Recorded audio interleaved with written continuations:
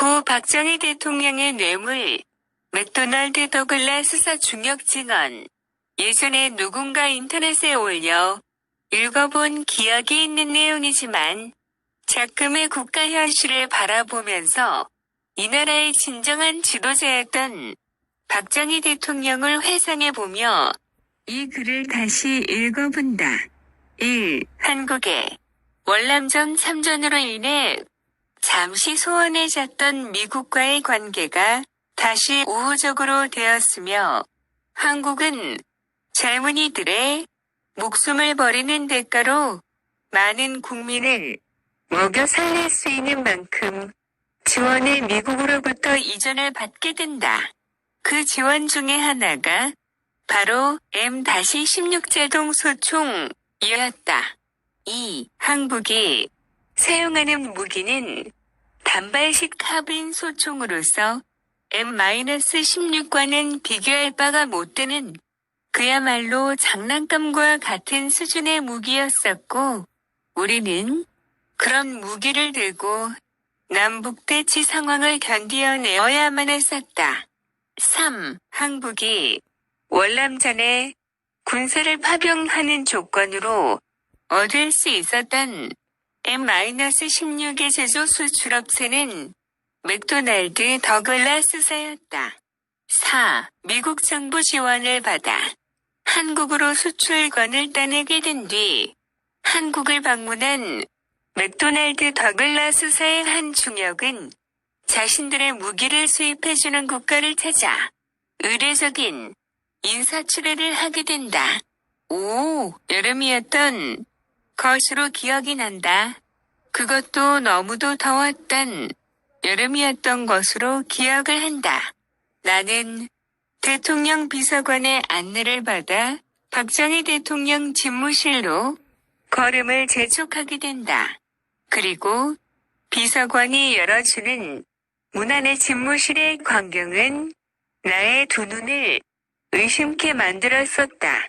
커다란 책상 위에 어지러이 놓여진 서류 더미 속에 자신의 몸보다 몇 배는 더 커 보이는 책상 위에 앉아 한 손으로는 무언가를 열심히 적고 남은 한 손으로는 부채질을 하면서 더운 날씨를 이겨내고 있었던 사람을 보게 되었다. 한 나라의 대통령의 모습이라고는 전혀 믿기지 않을 정도였었다. 아무리 가난한 국가라지만 그의 도저히 대통령이라고 생각하기조차 힘이 들 정도였다. 하지만 고개를 들어 나를 바라보는 그의 눈빛을 보았을 때 지금까지의 모순이 내 안에서 사라짐을 느낄 수 있었다. 그는 손님이 온 것을 알고 예의를 차리기 위해 옷걸이에 걸린 양복 저고리를 입고 있었다. 나는 그때서야 비로소 그가 러닝 차림으로 직무를 보고 있었음을 알게 되었다. 그가 미국 맥도날드사에서 오신 데이빗 심슨 씨입니다.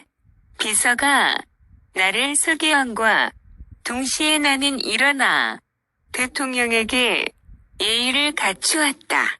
먼 곳에서 오시느라 수고 많으셨소. 앉으시오. 6. 한여름에 더위 때문인지 태어나서 처음 느껴보는 긴장 탓인지 나는 무의식적으로 굳게 메어진 넥타이로 손이 가고 있음을 알았다. 아, 내가 결례를 한 것 같소이다. 나 혼자 있는 이 넓은 방에서 그것도 기름 한 방울 나지 않는 나라에서 에어컨을 튼다는 거센 큰 낭비인 것 같아서요.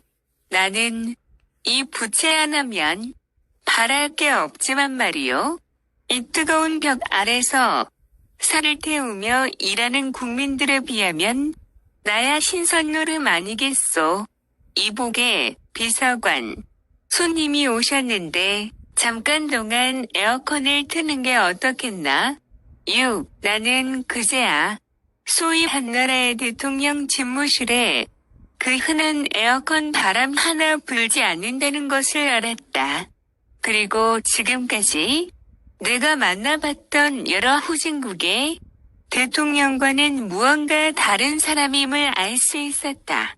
그래서 나는 그의 말에 제대로 대꾸할 수 없을 만큼 작아짐을 느낄 수 있었다. 아, 네. 카카. 비서관이 에어컨을 작동하고 비로소 나는 대통령과 업무에 관해 이야기를 할 수 있었다. 7. 예정대로. 나는 내가 한국을 방문한 목적을 그에게 이야기를 얘기했다. 카카, 이번에 한국이 저희 M-16 소총의 수입을 결정해 주신 것에 대해서 감사드립니다. 이것이 한국의 국가방 위에 크게 도움이 되었으면 하는 바람입니다. 그리고 이것은 저희들이 보이는 작은 성이 나는 준비해온 수표가 든 봉투를 그의 앞에 내밀었다. 이게 무엇이오? 그는 봉투를 들어 그 내용을 살피기 시작했다. 100만 달러라. 내 봉급으로는 3대를 일해도 만져보기 힘든 큰 돈이구려. 차갑게만 느껴지던 그의 얼굴에 웃음기가 머물렀다.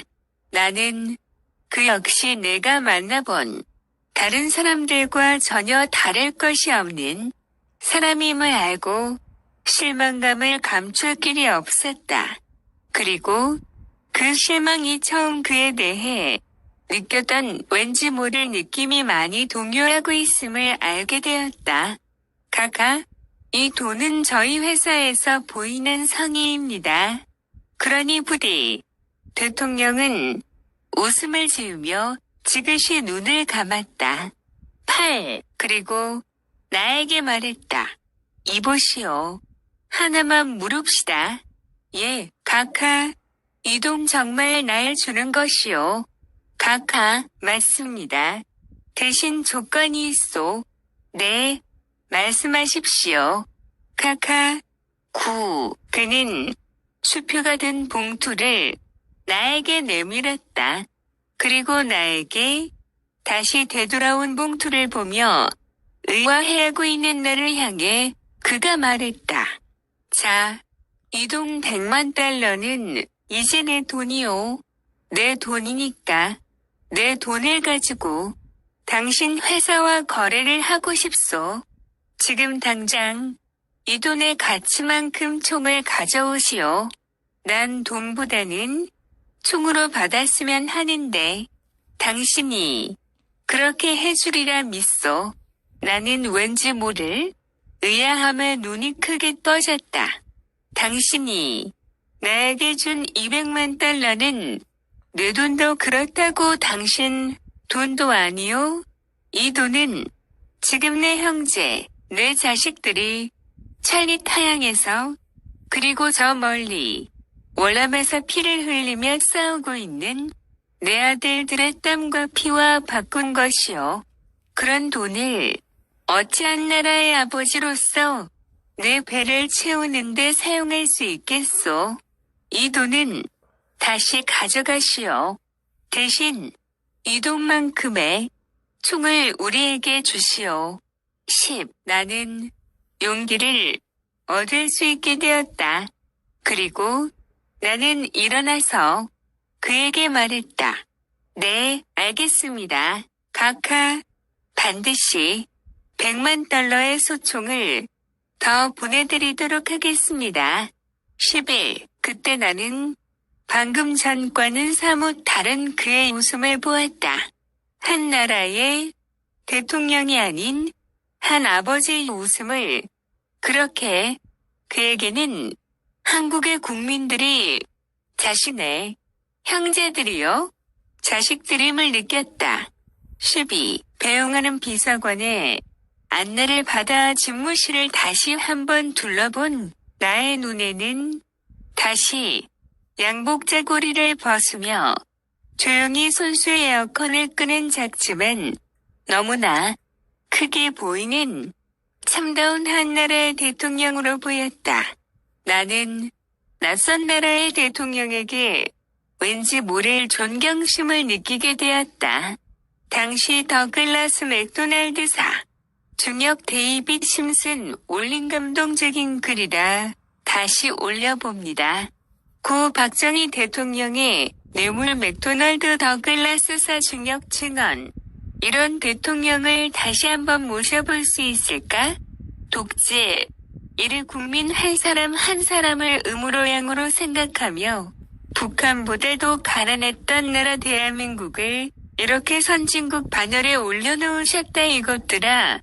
부끄러운 줄 알고 사세요. 정치하는 양아치들아. 인터넷 펑글.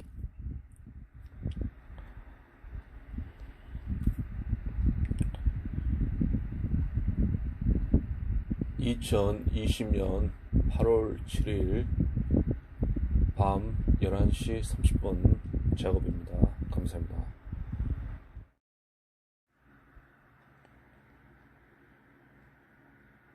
고 박정희 대통령의 뇌물, 맥도날드 더글라스사 중역 증언. 예전에 누구